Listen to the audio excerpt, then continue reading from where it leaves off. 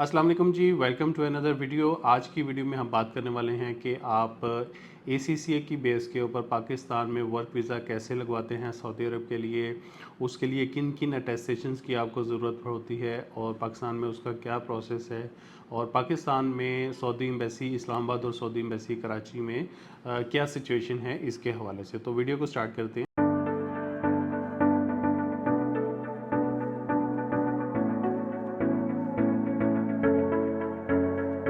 जी, जैसे कि मैंने आपको बताया कि हम बात करने वाले हैं ACCA की मेंबरशिप से रिलेटेड कि हमने उसका वर्क वीज़ा कैसे स्टैम्प करवाना होता है पाकिस्तान में रहते हुए।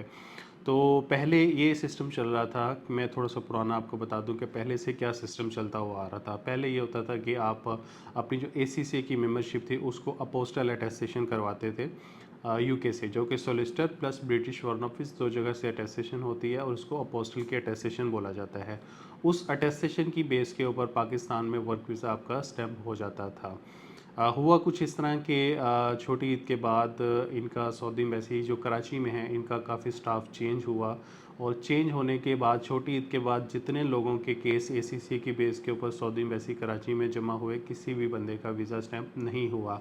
हालांकि उससे पहले बहुत लोगों के वीज़ा स्टैम्प हुए हैं, हमारी अपनी एजेंसी के थ्रू बहुत से लोगों के वीज़ा स्टैम्प हुए हैं, और भी बहुत से रैंडमली लोगों ने अपने वर्क वीज़ा स्टैम्प करवाए हैं ACCA की मेंबरशिप को अपोस्टल करवाने के बाद। लेकिन करंटली छोटी ईद के बाद ACCA की बेस के ऊपर सऊदी एम्बेसी कराची ने कोई भी वीज़ा स्टैम्प नहीं किया, और हर दफ़ा पासपोर्ट जमा करवाने पे, हर बार डॉक्यूमेंट जमा करवाने पे उनकी तरफ से सिर्फ एक ही ऑब्जेक्शन आता था कि इसकी HEC की इक्विलेंसी ले।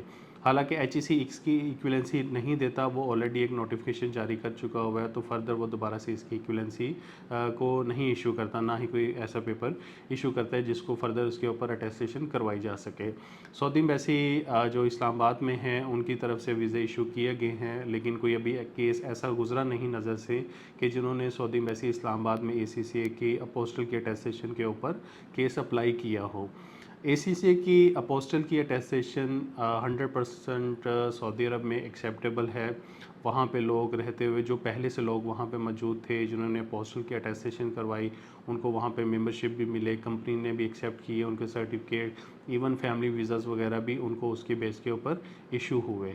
तो इस टाइम पाकिस्तान में सिर्फ सऊदी एम्बेसी कराची में जो है उनकी तरफ से बहुत ज़्यादा प्रॉब्लम आ रही है ACCA के ऊपर। लोगों को जिनके पासपोर्ट जमा थे वीज़ा के लिए, उनको वीज़ा इशू नहीं किए गए। अब सॉल्यूशन की तरफ आते हैं कि इसका सॉल्यूशन क्या है, जो इसको हमने देखा है और इसको प्रैक्टिकली करके भी देख लिया है। इसका सॉल्यूशन है आपकी CPA की मेंबरशिप। आप CPA का सर्टिफिकेट लेते हैं और CPA के सर्टिफिकेट को आप CPA से अटेस्ट करवा के उसके बाद आप उसको फॉरेन ऑफिस से अटेस्ट करवाएं। फॉरेन ऑफिस से अटेस्ट करवाने के बाद आप उसको सऊदी एम्बेसी पाकिस्तान से अटेस्ट करवाएं।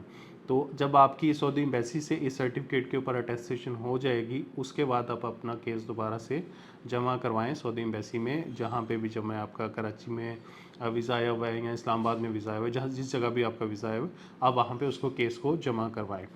तो उसकी बेस के ऊपर हमने खुद भी वीज़ा लगवा के देखा है और भी लोगों को सजेस्ट किया और उन्होंने भी वीज़ा लगवा के देखा है, तो उसकी बेस के ऊपर वीज़ा लग गया है। ये चीज़ तो होगी वीज़ा स्टैंपिंग के लिए यूज़ करने के लिए कि आपको पाकिस्तान में अगर रहते हुए वीज़ा लगवाना है, तो वीज़ा लगवाने के लिए आपको CPA की मेंबरशिप या सर्टिफिकेट लेके, जो भी आपकी इक्विवेलेंसी के तौर पे आपको वहाँ से सर्टिफिकेट मिलता है फ़ीस भर के, तो आप उसको वो सर्टिफिकेट अपना लाजमी लें, उसके ऊपर कंप्लीट अटेस्टेशन करवाएं। तो सर्टिफिकेट की अटेस्टेशन के लिए तरीक़ेकार वही होगा कि इंस्टीट्यूट की तरफ से आपको एक वेरिफिकेशन लेटर मिलेगा।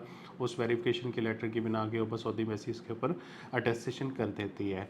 तो पाकिस्तान में जब भी आपने वीज़ा, फ़िलहाल जब तक ये प्रॉब्लम इनकी तरफ से आ रही है, आई डोंट नो कि इन्होंने स्टाफ चेंज किया है या स्टाफ को ऐसा मालूम नहीं है कि अपोस्टल क्या होता है और सऊदी ऑफिशियली अपोस्टल को एक्सेप्ट करता है।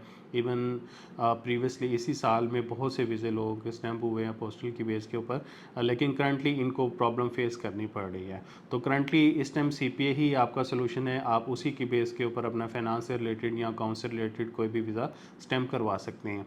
लेकिन वहाँ पे जाने के बाद आपको अपनी ACCA की मेंबरशिप के ऊपर अपोस्टल की अटेस्टेशन लाजमी रिक्वायर्ड होगी, और उसी की बेस के ऊपर आप अपनी कंपनी में भी यूज़ कर सकते हैं उसको उसको वहाँ पे अकाउंट से रिलेटेड जो आप मेंबरशिप का मेंबर बनते हैं अपने, और वो भी आप मेंबरशिप भी ले सकते हैं। उसी की बेस के ऊपर आप फर्दर अपने फैमिलीज़ के वीज़ा भी इशू करवा सकते हैं।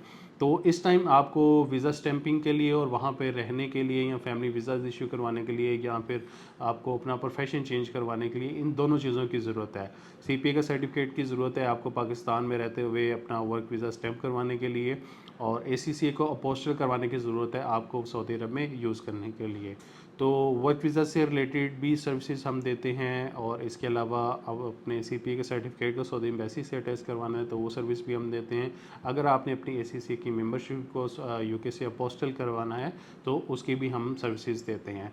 तो मज़ीद डिटेल के लिए आप वेबसाइट विज़िट कर सकते हैं, वहाँ पे एसीसी से रिलेटेड जितनी भी सर्विसेज है सब की लिस्ट मौजूद है, और सीपीए के सर्टिफिकेट से रिलेटेड भी उसके रिक्वायरमेंट से रिलेटेड भी सब चीज़ें ऑलरेडी उसके ऊपर मेंशन है। अगर आपको वीडियो पसंद आए तो चैनल को सब्सक्राइब कीजिएगा, वीडियो को लाइक कीजिएगा और कमेंट भी कीजिएगा। वीडियो से रिलेटेड कोई भी आपका सवाल है एसीसी की मेंबरशिप से रिलेटेड या वीज़ा से रिलेटेड, तो आप कमेंट बॉक्स में उसमें पूछ सकते हैं सवाल। तो इंशाल्लाह अगली वीडियो में हाज़िर होते हैं। अल्लाह हाफ़िज़।